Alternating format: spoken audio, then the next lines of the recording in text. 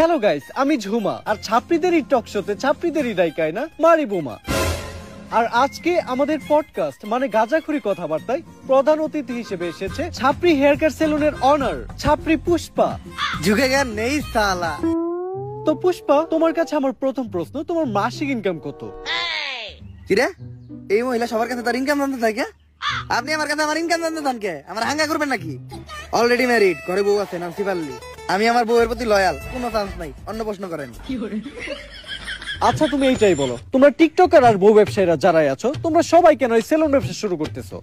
আসলে আমরা যারাই আছি, আমরা যখনই কন্টেন্টের নামে লেয়ার বানাইতাম, তখন কমেন্ট সেকশনে সবাই খালি কমেন্ট করতো, চুলের কন্টেন্ট বানাইছো, চুলের নাতিরা, তোমাকে চুলের ভিডিও আর ভালো লাগে না। কমেন্টে খালি চুল চুল আর চুল, মানে চুলের বিপরীতে যেটা থাকে ওটা কমেন্ট করে, কিন্তু ভদ্রতার খাতিরে ওটা বলতে পারতাছি না। তো ওইখান থেকে ইন্সপায়ার হয়ে আমরা টিকটকাররা আর কাপল ব্লগাররা সেলুন দেওয়ার চিন্তা ভাবনা করি।